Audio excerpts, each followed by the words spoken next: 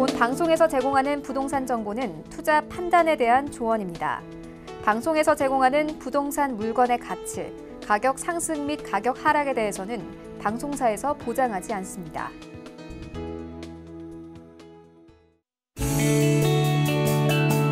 시청자 여러분 안녕하세요. 부동산 투자의 미래 부투미 진행의 정민입니다.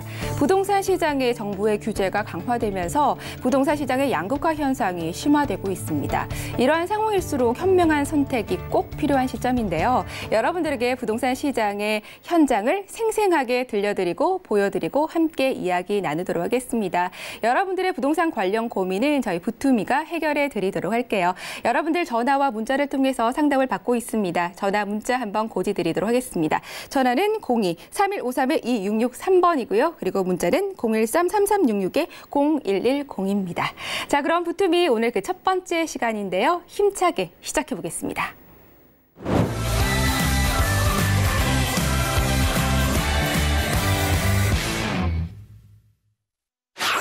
우리 몸에 이상이 있다면 정확한 진단을 통해서 원인을 분석해보는 게 무엇보다 중요하겠죠. 부동산 시장도 마찬가지입니다. 일어나는 여러 가지 이슈들을 아주 꼼꼼하게 진단해보는 시간 갖도록 하겠습니다. 이름하여 부동산 MRI 시간입니다. 자, 오늘 함께해 주실 전문가 소개해드리도록 할게요. 투미부동산연구소의 김재경 소장님 자리해 주셨습니다. 소장님 안녕하세요.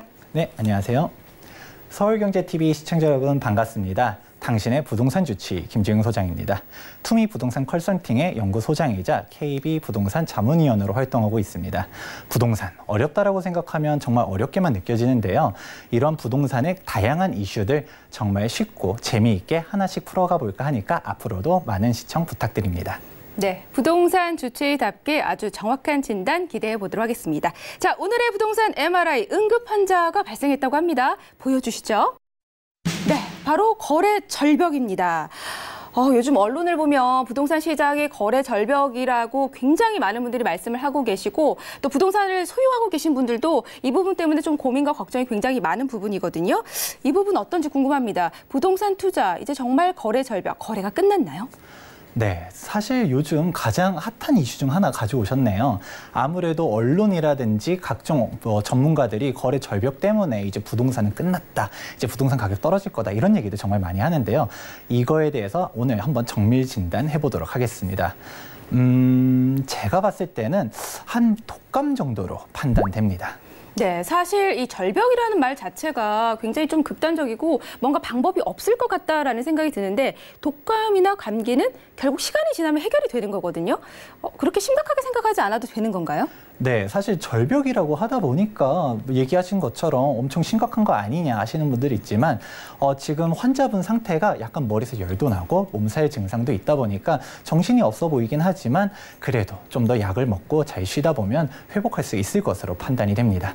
네, 그렇군요. 사실 감기는 약 먹고도 7일, 안 먹어도 7일이라고 말을 하는데 자, 그렇다면 이 부동산 시장도 일정 기간, 그 기간만 회복을 하면 된다라는 말씀이죠?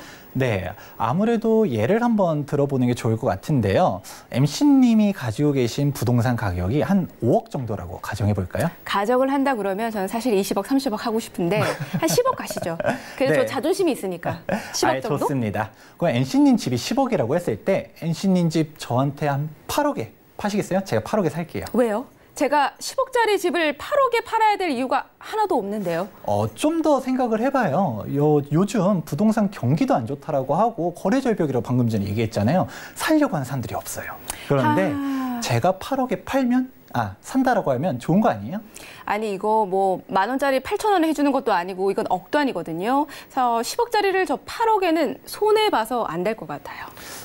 좀 더 디테일하게 생각해 볼게요. 이게 지금 10억인데 8억에 제가 사겠다라고 하니까 좀 이거 왜 이렇게 하지? 라고 생각하실 수 있는데 불과 2년 전만 해도 이거 한 7억도 안 됐을 것 같은데 더군다나 NC님이 집을 샀을 때는 더 싸지 않았을까요? 그런데 8억에 사는 거 괜찮지 않아요? 또 얘기를 듣고 보면 또 그래도 될까라는 생각이 들지만 제 생각에는 너무 손해를 보는 것 같아서 안 하겠습니다. 네, 바로 이겁니다. 사실 거래 절벽이라는 게 어려운 게 아니에요.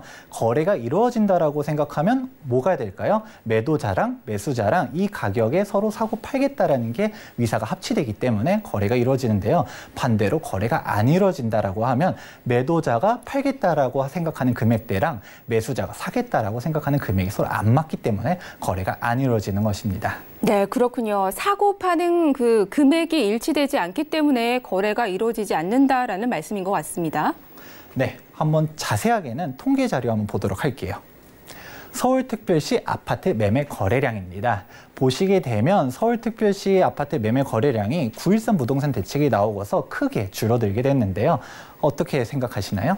지금 전체적인 표를 좀 보니까요. 눈에 띄는 게 사실 2018년 같은 경우는 10월과 11월 거의 3분의 1이고요. 2017년과 18년을 좀 비교해보면 11월, 12월이 거의 반토막 수준이에요. 네, 맞습니다. 진짜 반토막 났다는 얘기들도 많고 그렇다 보니까 지금 거래 절벽이다 얘기를 하시는데 그럼 반대로 지금 한 번 더 나아가 볼게요. 2017년도 통계를 봤을 때 2017년도 10월은 크게 떨어졌어요. 3천 몇백 이렇게 거래가 됐는데 이때 어떤 이슈가 있었길래 이렇게 가격이 크게 떨어진 거죠? 네, 아무래도 파리 부동산 대책 이후에 타격을 좀 입은 것 같은데요. 네, 맞습니다. 파리 부동산 대책이 터지자 거래량이 급감을 했었는데요. 그런데 좀 더 자세하게 보시면 11월과 12월에는 거래량이 다시 늘어났어요. 이때도 부동산 경기가 뭐 안 좋았었나요? 좋았었나요? 네, 그때는 기억으로 거래량이 좀 감소하고 부동산 경기가 좋지 않았던 걸로 기억하는데요. 네, 맞습니다. 그런데 왜 거래량은 늘었을까요? 이해했어요. 이 서로 아까 말씀하신 것처럼 사고 팔려는 그 금액대가 좀 맞아야 거래가 이루어진다고 했거든요. 그렇게 생각하는 사람들이 좀 많았기 때문인 것 같은데요. 네, 맞습니다. 지금 얘기하셨던 것처럼 거래가 이루어지려면 팔려고 하는 사람들이 많아야 되는데요. 이때 파리 부동산 대책이 워낙 강력했다 보니까 보다 적극적으로 집을 팔려고 하는 사람들이 많았었던 것입니다. 지금 이와 같이 얘기하는 거는 거래량이 늘어난다라고 해서 무조건적으로 가격이 떨어지는 것도 아니고요. 거래량이 늘어난다 해서 무조건 부동산 가격이 올라가는 것은 아니라는 얘기 하고 싶었었습니다. 예를 한번 들어볼게요. MC님이 지금 집을 가지고 계신데 이 집 동네에 뭐 예를 들어 공원도 생긴다라고 하고 학교도 생긴다라고 하고 뭐 대중교통도 깔린다라고 하고 지하철 얼마나 좋아요? 더군다나 대기업 본사가 또 이전한다라고 해볼게요. 그러면 너도 나도 이 동네가 개발되는 소식을 듣고서 집을 살려고 하지 않겠습니까? 그랬을 때 MC님 집을 시세보다 몇 천만 원 더 주고 산다라고 할게요. 그러면 MC님 파시겠습니까? 네, 일단 너무 기분 좋은 소식이네요. 호재 소식들, 돈 오르는 소리가 좀 들리는 것 같은데 절대 당장 팔 수 없죠. 조금 더 관망하거나 기다렸다가 제가 생각했을 때 최고가를 찍었을 때 팔 것 같은데요. 다들 똑같이 생각합니다. 이 경우에는 살려고 하는 사람들은 엄청나게 많아요. 하지만 팔려고 하는 사람들은 오히려 줄어들겠죠. 지금 굳이 팔기보다는 좀 더 기다렸다 팔아야지 한가 보니까 이 경우에는 가격은 올라가지만 거래량은 오히려 줄어들게 되겠죠. 이와 같이 지역적으로 봤을 때는 무조건적으로 거래량과 부동산 가격이 일치하지 않는다라는 것을 볼 수 있습니다. 네, 그렇군요. 그럼 거래량과 가격이 항상 같이 움직이는 건 아닌 것 같네요. 네, 그렇습니다. 거래 감소가 가격 하락을 의미하는 것을 아니라는 것을 알아보면 좋을 것 같습니다. 다음 통계 자료 한번 보도록 할까요? 지금 이거를 보시면 뭐 느끼는 바가 좀 있으신가요? 네, 전체적으로 보니까 부동산 거래량이 항상 높았던 건 또 아닌 것 같은데요. 파리 부동산 대책이나 이 9.13 부동산 대책 같이 명확한 이유가 있었던 시기도 있지만 좀 거래량이 감소한 구간도 좀 보이는데요. 네, 중간중간 거래량이 크게 감소한 부분이 있다는 거 기억하시면서 다음 통계 자료도 한번 보도록 할게요. 네, 지금 보시고 있는 게 아파트 매매 상승률인데 굉장히 특이한 건 2018년도까지 단 한 번도 떨어진 적이 없네요. 네, 맞습니다. 방금 전에 거래량이 크게 줄었었던 부분들이 있었는데 그렇다고 해서 가격이 떨어지진 않았다는 것이죠. 지금은 서울 통계 자료로 보다 보니까 아무래도 거래량이 줄었을 때 상승률도 좀 낮았고 거래량이 높을 때 상승률이 높은 거를 볼 수 있는데요. 보다 디테일하게 지역적으로 보게 되면 거래량은 줄었지만 가격은 올라간 지역들도 있습니다. 즉 제가 하고 싶은 얘기는 거래량이 부동산 가격 상승에 밀접한 연관이 있는 것은 맞지만 꼭 100% 일치하고 있는 게 아니라는 얘기 기억해 기억해 주시면 좋을 것 같습니다. 네, 말씀처럼 정리를 좀 해보자면 거래가 감소했을 때는 서로 숨고르기를 좀 하는 시기다라고 보면 될 것 같고요. 통계 자료와 같이 거래가 좀 줄었다고 해서 무조건적인 가격 하락을 의미하는 건 아니라는 말씀인 것 같습니다. 자, 오늘 부동산 MRI 첫 번째 응급 환자 바로 거래 절벽에 대해서 이야기 나눠봤습니다. 부동산 투자가 아직 끝났다고 말할 만큼 심각한 상황은 아니라는 말씀 오늘 정리를 좀 해주셨고요. 유행하는 독감 정도라고 합니다. 자, 그렇다면 어느 정도 지나면 회복이 가능할까요? 네, 얘기했었던 것과 같이 거래량만으로는 알 수 없고요. 각종 다양한 부동산 이슈들을 한번 알아봐야 되는데요. 거래량뿐만 아니라 다음 시간에 거래량 외에 다양한 이슈들 한 번씩 얘기해 보면서 부동산 시장 왜 아직 안 끝났는지에 대해서 구체적으로 얘기할 수 있는 시간 가져보면 좋을 것 같습니다. 자, 그럼 이번 순서는 부동산 MRI 다음 순서입니다. 바로 부동산 건강 차트 화면 보여주시죠. 네, 어느덧 은퇴하고 남은 것 집 한 채뿐입니다. 작년부터 정부에서 종부세다 뭐다 이야기가 나오더니 올해는 공동주택 가격 인상을 한다고 해서 굉장히 불안합니다. 집 하나 있는데 이걸 팔아야 하는지 고민도 되고요. 언론에서는 재산세 부담에 집값이 떨어질 거라는 말도 있는데 조언을 부탁드립니다. 도봉구 쌍문동 고길동님께서 사연을 보내주셨네요. 고길동 씨, 쌍문동에 계시는 고길동 씨 혹시 제가 아는 그 고길동 맞나요? 네, 맞습니다. 제가 생각했을 때는 소장님도 알고 대한민국의 많은 분들이 알고 계신 바로 그분인 것 같은데요. 지금 뭐 서울에 번듯한 집을 한 채 마련을 하고 계셨습니다. 그런데 이제 은퇴를 하셨고 그런데 계속해서 지금 세금 부담이 지금 늘어나고 있는 상황이라서 어떻게 해야 할지 좀 고민을 하시고 계신 것 같은데 사실 많은 분들의 고민 아닐까요? 그래서 이 사연을 좀 들고 와봤습니다. 어떻게 보시나요? 해결 좀 해주시죠. 네, 우선 첫 방송임에도 불구하고 이렇게 앞장서서 사연까지 보내주신 쌍문동에 거주하시는 고길동님에게 먼저 감사 인사 드리고요. 많은 사람들이 사실 궁금해하실 것 같긴 해요. 언론에서 많이 나오고 있지 않습니까? 공동주택 가격이 많이 올랐다는 얘기 많이 들어봤을 것 같습니다. 많게는 한 30%도 넘게 올랐다는 얘기도 있고요. 우리가 강남 집값이 워낙 비싸니까 그렇다 치고 뭐 강북에서 대표적인 동네가 뭐가 있죠? 마용성이라고 하잖아요. 마포, 용산, 성동. 이 마용성의 신축 아파트 가격대에 봤을 때 고가주택 기준인 공동주택 가격 9억이 넘어가는 데들도 나왔다. 이런 얘기들도 나오고요. 아무래도 크게 이슈가 되고 있는데 한번 자세하게 통계 자료 보도록 할게요. 지금 통계 자료를 보니까 눈에 띄는 게 사실 상승한 빨간색은 별로 보이지 않고요. 하락한 곳이 꽤 있는 것 같은데요. 네, 맞습니다. 지금 공동주택 가격이 시세랑 정확하게 일치하는 것은 아닙니다. 세금을 내기 위해서 정부가 측정한 금액인데요. 하지만 어느 정도 시세와 비슷하게 가는 추세가 있습니다. 지금 지방 부동산 시장이 어떻죠? 좀 침체되어 있다고 할 수 있는데요. 지방도 보게 됐을 때 몇몇 지역들 말고는 전체적으로 공동주택 가격도 역시 빠졌다라는 것을 볼 수 있습니다. 그렇다 보니까 전국 평균 같은 경우는 5%가 상승했고요. 많게는 30%도 올랐다는 서울은 평균 가격 14%가 상승했습니다. 네, 서울 지역이 좀 상승을 많이 했기 때문에 그럼 서울 지역에 집을 가지고 계신 고길동님 같은 분께서는 세금의 부담이 좀 크겠는데요? 뭐 지역마다, 집마다 다를 수는 있지만 많게는 30%가 더 나올 수는 있겠죠. 30%가 오른다는 건 굉장히 큰 금액 아닌가요? 사실 할인도 30%면 굉장히 큰 폭이거든요.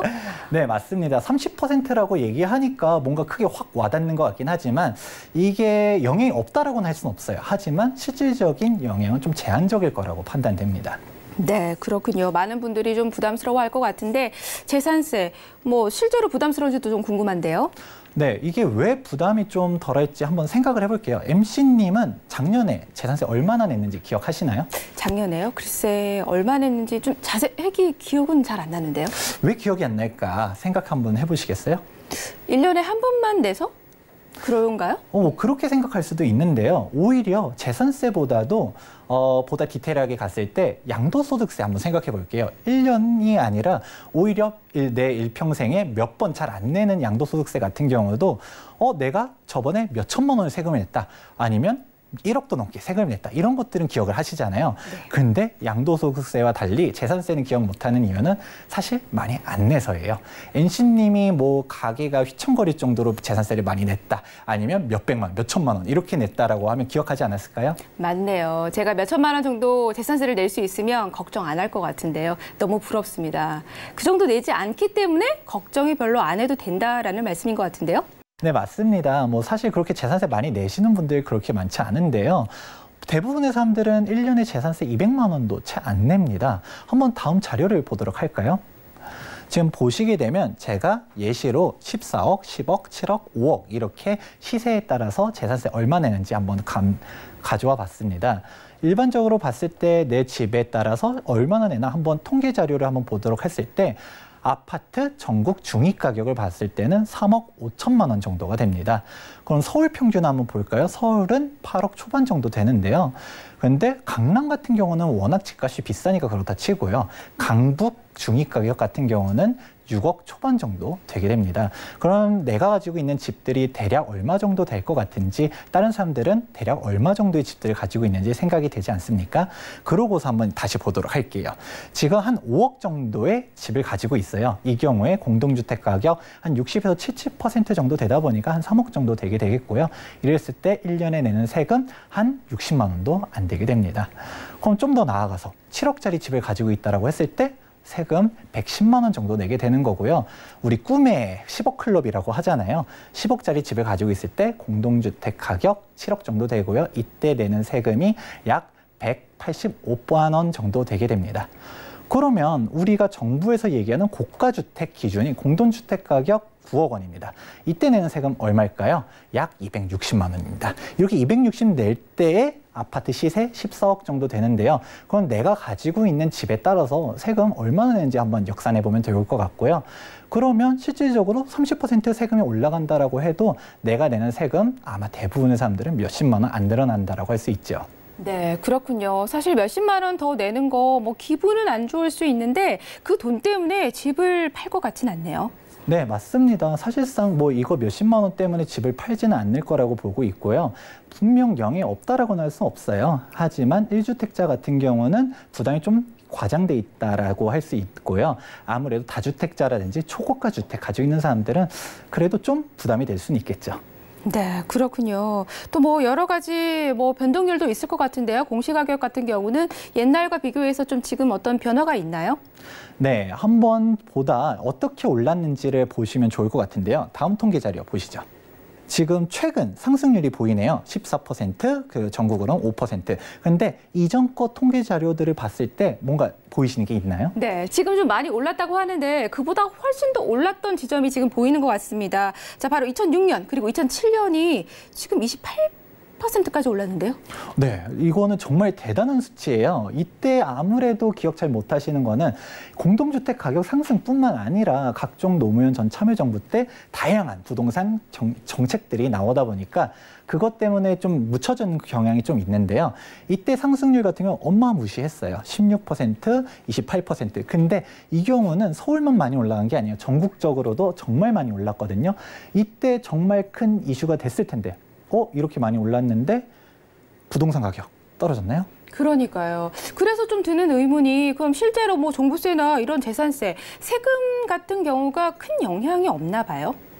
아무래도 사실 영향이 없다라고 하면 틀린 말입니다. 그렇지만 이것 때문에 집을 팔지는 못한다라는 것인데요. 집을 팔지 못한다고요? 네, 왜 그러냐면 바로 양도소득세 때문입니다. 양도소득세, 저 들어봤습니다. 양도소득세는 좀 금액이 크다라고 말씀을 주셨는데요. 정말 그것 때문에 집을 팔지 못하는 건지 좀 궁금한데요. 네, 다음 자료 한번 보도록 할까요? 지금 양도세율 표입니다. 지금 뭐 금액에 따라서 다른데 적게는 6%부터 많게는 42%입니다. 여기서 한 발 더 나아가서 다주택자가 조정 대상 지역 내에 있는 집을 팔려고 할 때 2주택자 같은 경우는 플러스 10%, 3주택자 이상은 플러스 20%가 붙게 되는데요. 그렇다 보니까 이론적으로는 최대 62%라는 어마무시한 세금이 나오게 됩니다. 재산세 물론 가슴 아파요. 내가 다주택자 같은 경우는 더더욱 몇백만 원 혹은 많게는 1,000만 원도 넘게 재산세가 더 오를 수는 있거든요. 근데 이 재산세를 피하려고 집을 팔려고 했더니 세금이 몇 억이 나온다. 이러면 아무래도 팔지 못한다라는 것이죠. 네, 말 그대로 진퇴양난이네요. 이 재산세가 무서워서 집을 팔려고 하니 더 어마어마한 양도세가 좀 기다리고 있는 상황인데요. 고민이 클 것 같아요. 네, 그렇습니다. 그런데 이런 상황이 처음이 아닌데요. 과거에도 이런 일이 있었나요? 네, 전 노무현 전 참여정권 때도 보시게 되면 부동산 가격이 크게 올랐을 때 이를 잡기 위한 각종 부동산 규제 정책들이 나왔습니다. 이때는 거래세라든지 보유세 둘 다 동시에 많이 올리게 됐는데요. 대표적으로 취득세 실거래가 기준으로 도입한 것도 노무현 전 참여정부 때였고요. 양도소득세도 실거래가 기준으로 도입을 했었습니다. 종부세도 지금이야 있었던 게 유지되는 거였지만 그때 처음 생겨났던 부동산 규제 정책이었던 것이죠. 그렇다 보니까 보유세 가지고 있자니 엄청 많이 나오고 양도세도 너무 많이 나왔는데 이때 어떤 식으로 움직였냐면 사람들이 지금 팔기보다는 이 정권 끝낼 때까지 가져가자 이런 사람들이 많았습니다. 그렇다 보니까 이번 정권 내에서도 부동산 규제 때문에 굳이 팔기보다는 좀 더 가져가자 이런 식으로 보유하는 사람들이 늘어날 것이고요. 이게 곧 우리가 일부에서 얘기했었던 거래 절벽과도 일맥상통하는 이야기라고 할 수 있습니다. 네, 그렇군요. 과거의 기억이 조금은 나는 것 같습니다. 그런데 정부가 이렇게 양쪽을 다 막아두는 것보다 한쪽은 좀 숨통을 틔워주는 게 맞지 않을까라는 생각도 드는데요. 네, 그래가지고 일부 전문가들은 이렇게 보유세를 높이게 되면 거래세라도 낮춰줘야 된다. 즉, 다주택자들이 집을 팔 수 있는 기회를 줘야 된다라고 얘기를 하는데요. 하지만 지금의 민심이라든지 부동산 정책 상황을 봤을 때는 그렇게까지 하기는 어려울 거라고 판단이 됩니다. 네, 그렇군요. 자, 그렇다면 또 하나 걱정이 되는 게 추가적인 규제가 좀 나올까요? 어떤가요? 아무래도 규제는 더 내놓을 수는 있지만 이렇게까지 크게 타격을 줄 만한 거는 많지 않다라고 생각되는데요. 대표적으로 파리 부동산 대책 때 5만 가지 다양한 규제 정책들을 한꺼번에 빵 터뜨렸었는데요. 하지만 여기서 남았었던 카드가 뭐였나요? 대표적으로 재산세라든지 종합부동산세였습니다. 그거를 이번 9.13 부동산 대책 때 이번에 터뜨리지 않았습니까? 여기에 한 발 더 나와가지고 LTV, 즉 대출 규제도 엄청나게 꽉 묶어버렸습니다. 이렇게까지 했는데도 만약에 못 잡았다라고 하면 실질적으로 부동산 시장에 크게 영향을 줄 만한 정책이 과연 얼마나 더 남았을지는 저도 좀 의문이네요. 네, 그렇군요. 자, 그럼 오늘 사연을 주신 쌍문동 고길동님에게 직접 진단 결과를 말씀해 주시죠. 네. 고길동님 먼저 첫 방송임에도 이렇게 사연 보내주셔서 감사 인사드리고요. 제가 봤을 때는 재산세에 대한 이슈는 많지만 언론에서 얘기하는 것보다는 그렇게 심각하게 특히 1주택자 같은 경우는 재산세 부담이 크지 않을 거라고 보여집니다. 더군다나 이 재산세 때문에 집을 팔고서 그렇다고 월세로 넘어가자니 더 큰 부담이 되는 거거든요. 그렇기 때문에 안심하시고서 1주택자 같은 경우는 그냥 보유하셔도 괜찮다라고 생각됩니다. 네, 역시나 정보를 여러 가지 언론을 통해서 얻기 때문에 언론에서 좀 이야기를 많이 하면 많은 분들이 좀 긴장하는 건 사실인 것 같습니다. 하지만 오늘 부동산 주치의 선생님께서 크게 걱정하지 않아도 된다라고 말씀 주셨네요. 조금 더 천천히 기다려보시는 게 도움 되실 것 같습니다. 자, 오늘 여러분들 고민 상담 해봤는데요. 혹시나 이와 같은 혹은 달라도 상관없습니다. 부동산에 관련된 고민이 있으시면 저희에게 전화, 문자 주시면 되겠습니다. 번호 한번 고지드릴게요. 02-3153-2663번이고요. 그리고 문자는 013-3366-0110번입니다. 자, 몸도 마음도 부동산도 무엇보다 또 건강이 가장 중요하다라는 것 꼭 기억하시기 바라겠습니다. 자, 부동산 주치 김재경 소장님과 함께한 부동산 MRI였습니다.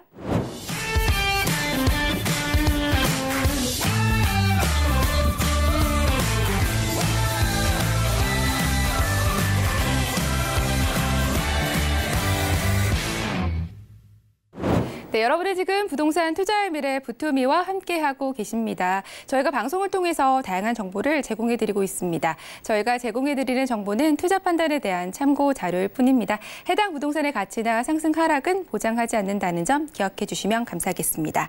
자, 이번 순서는 실제 부동산 지역 현장에 근무하는 현장 전문가가 직접 해당 지역에 대해 아주 꼼꼼하게 설명해 주시는 부투미 파트너 시간 이어가도록 하겠습니다. 자, 오늘 함께해 주실 파트너분 어떤 분인지 제가 소개를 해드려야겠죠. 투미 부동산 컨설팅의 정수현 파트너님 자리해 주셨습니다. 안녕하세요. 네, 안녕하세요. 네, 안녕하십니까 시청자 여러분, 반갑습니다. 저는 여러분의 투자 파트너 정수현입니다. 자, 오늘 제가 용산 마스터로서 여러분께 소개시켜드릴 지역은 바로 용산입니다. 많은 분들이 저에게 질문하십니다. 용산, 투자는 하고 싶은데 막연하다. 오늘 저와 함께 왜 지금 우리가 주목해야 될 지역이 용산인가, 그리고 투자를 한다면 어디를 어떻게 해야 하는가에 대해서 아주 깔끔하게 정리해보는 시간 갖도록 하겠습니다. 네, 파트너님의 힘있는 목소리에 그 자신감이 좀 느껴지는 것 같습니다. 자, 서울 용산 지역의 파트너이신데요. 용산에 대해서 오늘 집중적으로 좀 파헤쳐 보도록 하겠습니다. 사실 요즘은 부동산 시장이 좀 얼어붙었고 관망하시는 분들 굉장히 많으신데 용산은 실제로 그렇지 않은가 봐요. 그런가요?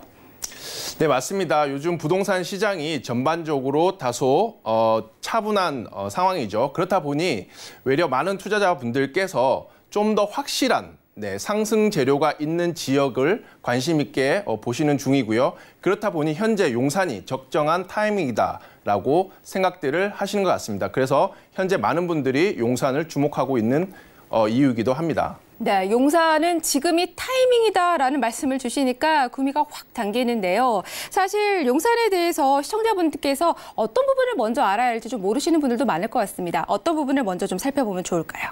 네, 사실 용산을 알기 위해서는 기본적인 사항부터 알아야 되겠죠. 우리 MC님은 용산이라고 하면 어떤 게 가장 먼저 떠오르나요?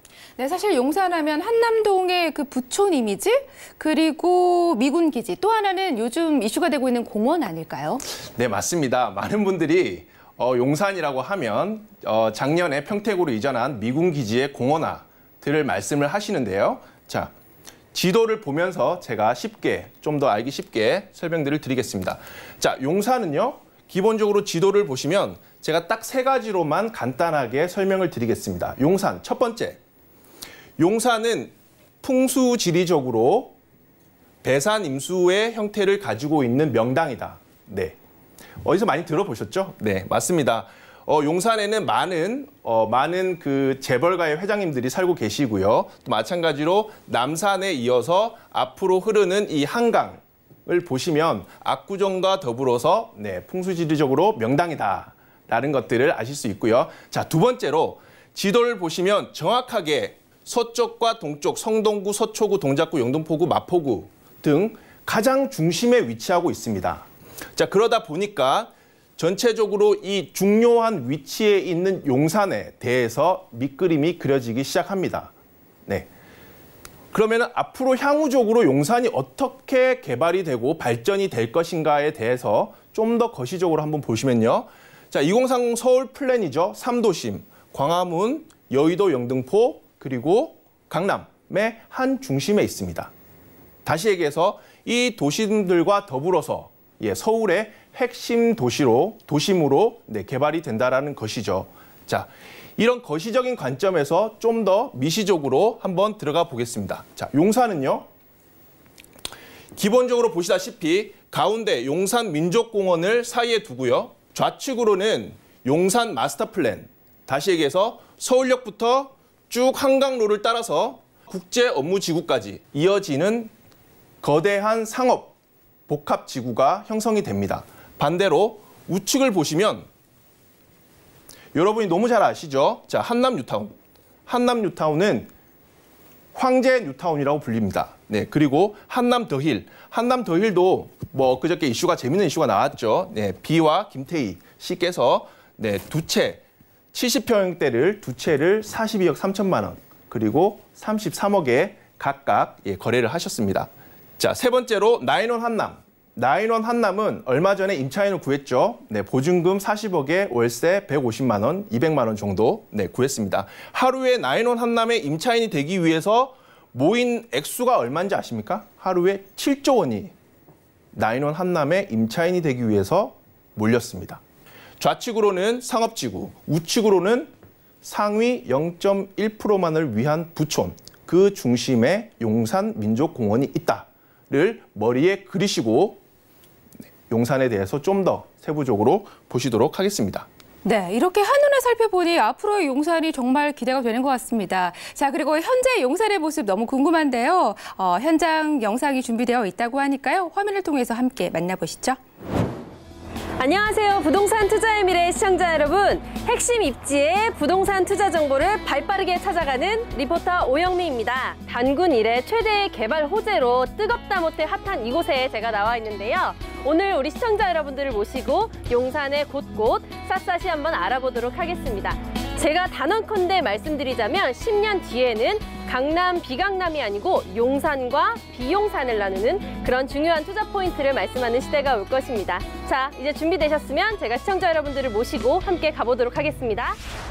용산은 서울의 정중앙에 위치하고 있어 입지적으로 매우 뛰어날 뿐만 아니라 풍수지리적으로도 전형적인 배산 임수의 명당입니다. 용산공원을 중심으로 동쪽에는 한남 더힐, 나인원 한남, 유엔빌리지와 뉴타운의 황제 한남 뉴타운까지 이미 명실상부한 대한민국 최고의 부촌입니다. 또한 용산공원의 서쪽에는 한강대로를 따라 새 건물들이 속속 들어서고 있습니다. 아모레퍼시픽 본사부터 레미안 더 센트럴, 푸르지오 서밋, 드래곤시티 호텔, 그리고 지금 한창 공사 중인 센트럴파크 해링턴 스퀘어까지 용산은 정말 많이 변하고 있습니다. 이와 같이 서계동, 청파동, 후암동은 서울역과 매우 인접한 동네입니다.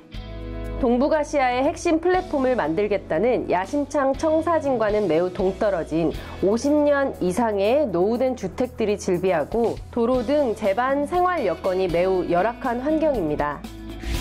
용산 개발의 시작은 서울역 마스터 플랜입니다. 용산의 비약적인 발전을 가져다줄 철도 노선 지하화와 더불어 서울 역사 개발이 기대가 됩니다. 이 밖에도 호재가 정말 많은데요. 뉴욕 맨하튼처럼 용산민족공원도 세계적인 자연유산으로 거듭날 것이고요. 단군 이래 최대 개발 사업이라 불리우는 용산국제업무지구는 100층 이상의 랜드마크 타워와 더불어 약 20여 개의 초고층 빌딩들이 들어서게 됩니다. 그러면 여의도 국제금융업무지구와 삼성동의 국제교류복합지구와 더불어 서울의 3대 핵심 복합지구가 완성이 됩니다. 지금 한창 마지막 부지 정리 작업을 진행하고 있는 용산국제업무지구, 서울역 마스터플랜과 함께 용산 개발의 큰 축을 담당하게 될 것입니다. 네, 그럼 구체적으로 용산 개발이 어떤 것들이 있고 또 어떻게 진행되고 있는지 굉장히 궁금합니다. 설명을 부탁드릴게요. 네, 그럼 지금부터 본격적으로 용산 개발 총정리 한번 들어가 보도록 하겠습니다. 자, 용산은 제가 전체적으로 호재를 한번 정리를 해보니까요. 전체 총 16가지 정도의 호재가 나옵니다. 자, 빠르게 한번 지나가 볼 텐데요. 잘 집중해서 잘 한번 보시기 바랍니다. 첫 번째로 용산공원입니다. 용산공원은 용산의 가장 중심이죠. 일반적인 공원으로 개발되지는 않고요. 전 세계적인 어떤 문화유산으로 발전시킬 거고, 용산공원을 중심으로 용산국제업무지구, 캠프킴 유엔사 수송부 부지 개발. 자, 이런 부지들 같은 경우는 굉장히 큰 의미를 가지고 있습니다. 그 지역 일대의 랜드마크가 될 거고요. 유엔사 부지 같은 경우는 얼마 전에 매각이 됐죠. 평당 6,700만 원에 매각이 됐습니다. 그만큼 굉장히 비싼 고가의 주거, 문화, 상업, 복합시설로 개발이 될 거고요. 수송부도 지금 현재 매각을 준비 중인 걸로 알고 있습니다. 마찬가지로 전자상가 개발 사업이 있고요. 그다음에 현대차 복합지구 개발 사업이 있습니다. 그리고 용산을 중심으로 GTX A 노선과 B 노선이 서울역과 용산을 거쳐가게 되어 있습니다. 그다음에 신분당선, 굉장히 큰 의미를 가지고 있죠. 부동산은 강남과의 접근성이 굉장히 중요하기 때문에 신분당선 2단계 개발 사업이 진행이 되고 있고요. 서울역 마스터플랜 굉장히 중요합니다. 서울역 마스터플랜. 서울역 마스터플랜은 서울역에서부터 용산역까지 노선들을 지하화시키는 사업이고요. 서울역 자체를 개발하는 사업입니다. 굉장히 중요한 사업이고요. 그리고 앞서 말씀드린 대로 한남 뉴타운이 있습니다. 황제 뉴타운이죠. 개발 사업이 있고요. 나인원 한남 지금 한창 이제 개발을 진행을 하고 있고요. 한남 더힐과 함께 굉장히 부촌 아파트로 지금 현재 진행이 되고 있습니다. 보시면 총 16가지 정도의 호재들이 있는데요. 이런 메가톤급 호재들은 그 대한민국 그 어디에서도 사실 볼 수가 없습니다. 이런 개발 호재들을 안고 있는 용산, 여러분도 반드시 주목을 하셔야 되고요. 재밌는 이야기들을 좀 더 자세하게 풀어가 보도록 하겠습니다. 앞서 말씀드렸습니다. 용산민족공원. 용산민족공원은 부촌의 상징입니다. 부촌의 상징이고요. 용산민족공원을 미국 뉴욕 맨하튼에 있는 센트럴파크와 비교들을 많이 하시는데요. 자, 센트럴파크를 한번 볼까요? 센트럴파크는 약 100만 평 규모로 맨하튼 중심에 있습니다. 맨하튼 중심에 있으면서 도심 속의 녹지를 시민들은 누릴 수 있는 것이죠. 그래서 많은 사람들이 용산 민족공원이라고 하면 뉴욕의 맨하튼의 센트럴파크하고 많이 연상을 하시는 것 같습니다. 마찬가지로 런던에도 파크가 하나 있습니다. 런던은 동측과 남측보다는 북측과 서측이 좀 더 부촌입니다. 그래서 서측에 켄싱턴 쪽 그리고 노팅힐 쪽에 있는 이 런던 하이드파크가 부촌의 상징인 것이죠. 자, 이렇듯 용산에 대해서 우리는 이해를 하시기 위해서는 가장 먼저 용산 민족공원을 집중을 하셔야 됩니다.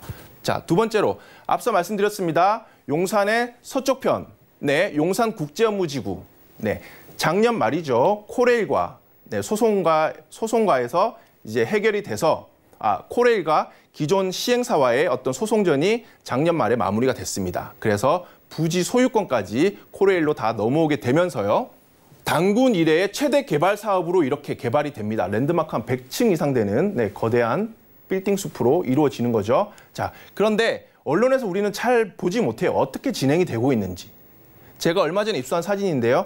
지금 현재 그 정비창 부지 내에서는 국제업무지구 기존 정비창이죠. 정비창 부지 내에서는 현재 한창 서울 우편 집중국이라는 마지막 남은 건물들을 한창 철거 중에 있습니다. 저희가 언론에서 이런 것들을 볼 수 있나요? 알 수 있나요?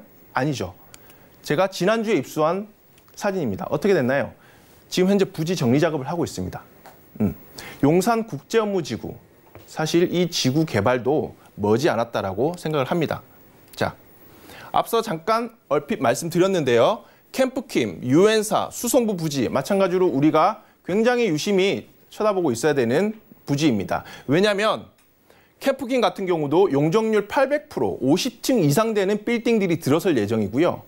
네, 유엔사 같은 경우는 앞서 말씀드린 대로 롯봉기 힐스의 컨셉을 따서 굉장히 부촌으로 상징적인 구역으로 개발이 될 겁니다. 이렇듯 이런 부지들이 어떤 식으로 개발이 되는 거에 따라서 이 주변의 시세들을 좌우하고 주변을 보다 랜드마크급으로 개발시킨지에 대해서 저희가 알 수 있기 때문에 집중을 하셔야 되고요. 그다음에 GTX. 여러분 혹시 GTX에 대해서 모르시는 분 계신가요? 그런 분들은 사실 부동산 투자를 직접적으로 하신다. 사실 그런 부분들은 안 하시는 게 좋을 것 같고요. 제 생각에는 전문가의 견해를 찾아보시는 게 좀 더 빠르다고 생각합니다. GTX. 여러분 GTX를 일반 지하철처럼 생각하시면 안 됩니다. 네, 광역 급행철도고요. 도시의 교통망을 획기적으로 개선하는 사업입니다. 네. 그리고 신분당선 2단계 사업이 내년에 착공이죠. 네, 내년에 착공인데요. 이 신분당선 마찬가지입니다. 단순히 지하철 하나가 생긴다는 게 아니고요. 그런 의미가 아니라 부동산은 강남과의 접근성이 굉장히 중요하기 때문에 신분당선은 그런 의미로 받아들이셔야 되는 겁니다. 내년에 착공 예정에 있고요. 자, 서울역 마스터 플랜. 굉장히 중요합니다. 서울역 마스터 플랜. 왜? 얼마 전에 박원순 시장께서 발표를 했죠. 자, 김현미 국토부 장관과 국토부와 현재 서울시와 이견이 있습니다. 그죠? 하지만 이견이 어떤 이견인가요? 일부 노선을 지하하겠다, 모든 전 노선을 지하하겠다. 어찌됐든 서울역 마스터 플랜에 있는 이 서울역은 개발이 되어야 합니다. 왜냐하면 지금 현재 그 환승 시스템이 굉장히 문제가 많아요. 그래서 이 환승 시스템도 개선을 하고 용산은 기본적으로 이 1호선 경부선 라인의 철도가 지상으로 지나가고 있기 때문에 이 부분을 지하화함으로써 용산에 굉장히 비약적인 발전을 가져다 줍니다. 그런데 이 서울역 역세권 개발이 과연 발표가 늦어지는 걸까요? 저는 이 서울역 역세권 개발이 곧 발표가 된다고 생각합니다. 여러 언론의 정황을 봤을 때는 발표가 된다고 생각하고요. 그런 면에서 보시면 서울역은 기본적으로 북부에 있는 이 건물 보이시나요? 이 건물. 자, 이 건물 같은 경우는 북부 부지를 GBC를 세운다라는 거거든요. 이런 계획과 함께 서울 역사 개발 이런 부분들이 주변에 굉장히 큰 변화를 가지고 올 거예요. 그래서 결국에는 동북아시아의 핵심 플랫폼으로 키울 계획에 있는 거거든요. 그렇다고 하면 이 사업이 언제까지 지연된다라고 생각하지 않습니다. 그렇기 때문에 주목을 하셔야 되는 부분이고요. 네, 마찬가지로 현재 노선이 7개인데 5개 노선이 추가된다면 12개 노선이거든요. 현재 KTX만 가지고서도 굉장히 환승 시스템이 복잡해요. 이런 부분들을 개선을 하려면 빨리 지하화가 진행이 돼야 된다고 생각을 합니다. 자, 노들섬 개발. 여러분은 노들섬 개발에 대해서 언론에서 들은 얘기들이 있으신가요? 네, 노들섬 개발도 굉장히 재밌는 얘기가 있어요. 노들섬 개발의 가장 최초에 언급되었을 때는 언제죠? MB 때죠. 예, MB 때 처음에 오페라 하우스를 짓겠다. 네, 오페라 하우스를 짓겠다. 그 다음에 오세훈 시장으로 넘어오면서 마찬가지로 문화복합 시설을 짓겠다. 그 다음에 박원순 시장으로 넘어올 때 뭐라고 했나요? 텃밭으로 만들겠다고 했어요. 그런데 지금 어떠나요? 그 말은 온데간데 없고 지금 현재는 음악을 중심으로 한 문화 지구로 개발을 하겠다. 그리고 올해 9월 달에 개장입니다. 개장이고요. 여기에 또 재밌는 점은 보행교죠. 보행교. 노들섬을 도보로 이용할 수 있는 보행교가 설치가 된다라는 게 확정이 됐죠. 그래서 이런 부분들은 사실 용산뿐만 아니라 밑에 있는 노량진, 즉 동작구 쪽에도 부동산 시장에 큰 여파가 미칠 거로 생각이 되고요. 자, 올해 9월 개장을 앞두고 있습니다. 여러분도 한번 찾아가 보시길 권유드립니다. 자, 용산 지구 단위 계획. 굉장히 중요한 부분입니다. 용산 지구 단위 계획은요. 자, 보시면 좀 전에 색깔들이 이렇게 빨갛게 변했죠. 자, 빨갛게 변했는데 용산 지구 단위 계획 구역은 저 위에 있는 서울 역세권 개발부터 한강로를 따라 국제 업무 지구까지 이 대로변이 전체적으로 다 개발된다라는 상황입니다. 보시면은 지금 색깔들이 이렇게 빨갛게 칠해져 있는데 이게 다 한강로 일대에 있는 약 10여 개의 특별 계획 구역입니다. 용산은요, 사실 이런 한강로 일대를 고밀도 업무타운을 형성한다라는 그런 큰 프로젝트를 진행을 하고 있기 때문에 지금도 가보시면 이렇게 노란색으로 되어 있는 이런 부분들이 다 개발이 완료가 된 겁니다. 그렇기 때문에 현재 여기서부터 이제 진행이 되고 있죠. 되고 있고 지금도 굉장히 많은 변화된 모습들을 직접 눈으로 확인을 하실 수 있습니다. 그리고요, 이런 용산 지구 단위 계획을 통해서 저희가 생각해야 될 부분은요. 사실 현재 제가 앞서 말씀드린 대로 이 특별계획구역 같은 경우는 평당 대지지분이 작은 거는 8천만, 대지지분 작은 거는 1억 정도, 큰 거는 평당 8천만 원 정도 해서 약 5, 6억에서 10억 정도의 사실 투자금이 있어야지 특별계획구역이나 어느 정도 개발 계획이 잡혀져 있는 구역들은 접근이 가능하십니다. 그렇기 때문에 저희가 조금 역발상을 해볼까요? 그러면 용산이 현재 지정이 되어 있는 이 특별계획구역만 개발을 할까요? 용산은 용산공원을 중심으로 전체가의 도시가 변화가 일어납니다. 그런 부분들을 염두를 해두면 보이시나요? 우리가 어디를 현 타이밍에서 투자를 해야 되는지. 자, 여기까지 해서 제가 전체적으로 용산의 개발 호재에 대해서 한번 쭉 간단하게 설명을 드렸습니다. 물론 많이 부족하지만 자, 이 부분 속에서 여러분들께서 용산을 이해하시는데 조금이라도 도움이 되셨으면 좋겠습니다. 네, 구역별 상황 그리고 호재 소식까지 잘 들어봤습니다. 정말 호재 소식이 너무 많은 게 그 규모가 정말 웨버드급인 것 같은데요. 용산의 현재 개발 상황 어떻게 진행되고 있는지 궁금합니다. 저희가 화면으로 준비했습니다. 화면 함께 만나보시죠.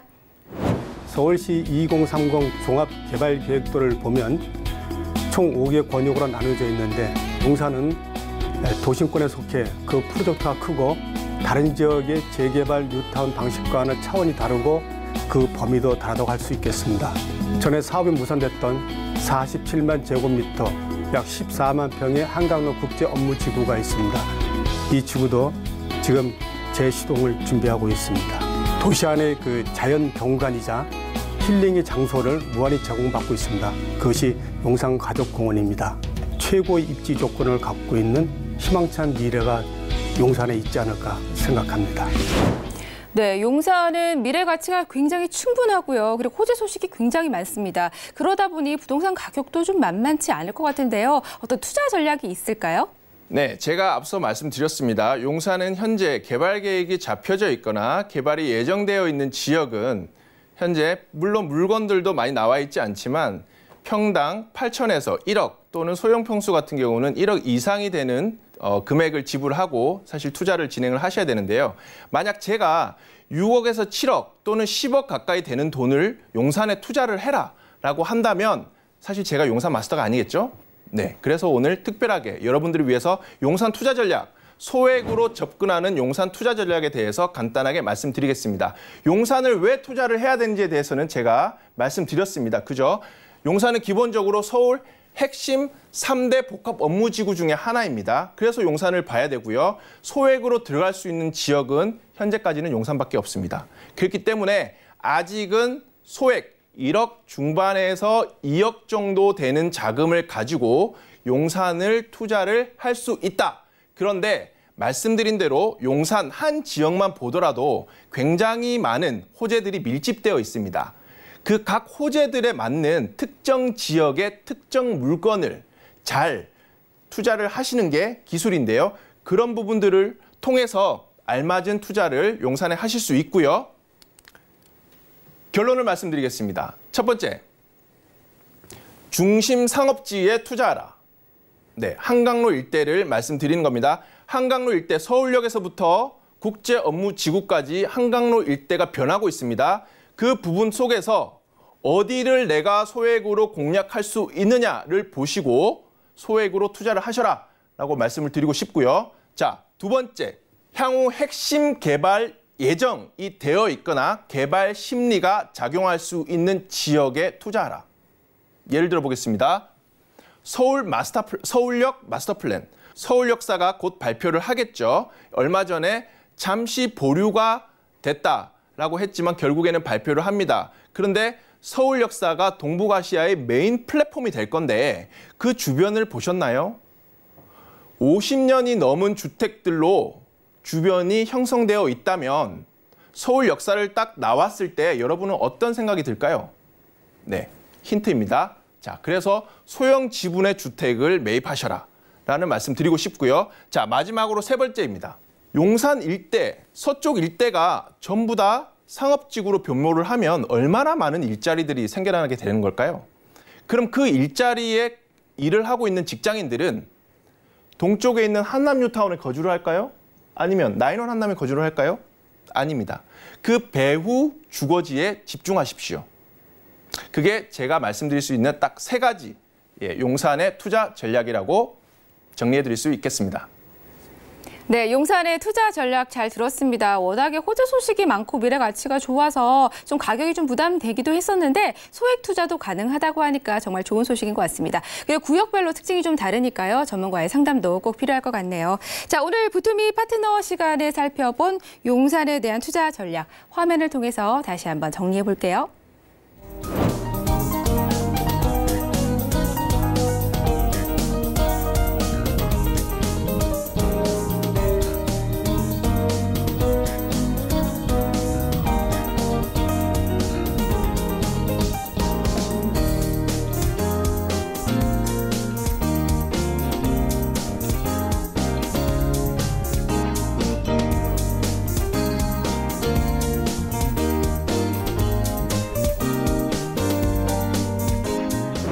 네, 오늘 부동산 투자의 미래 부투미 첫 방송 여러분들과 함께했습니다. 저희가 방송을 통해서 다양한 정보를 제공해드리고 있습니다. 저희가 제공해드리는 정보는 투자 판단에 대한 참고 자료일 뿐입니다. 해당 부동산의 가치나 상승 하락은 보장하지 않는다는 점 기억해 주시면 감사하겠습니다. 자, 오늘 첫 방송 함께해 주신 두 분께 소감 한번 여쭤볼게요. 소장님부터 말씀해 주시죠.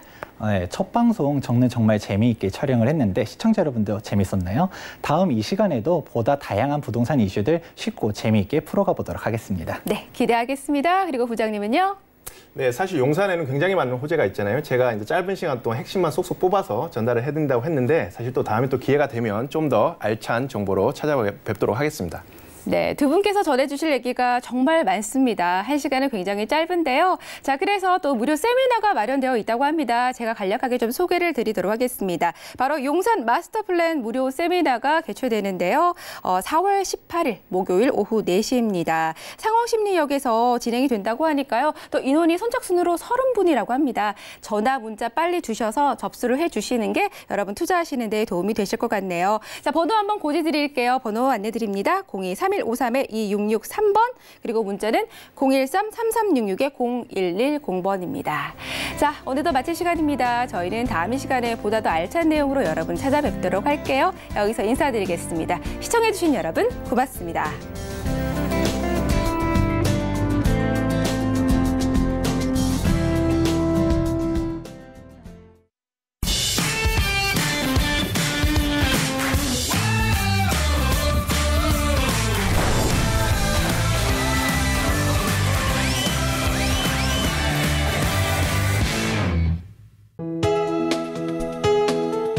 방송에서 제공하는 부동산 정보는 투자 판단에 대한 조언입니다.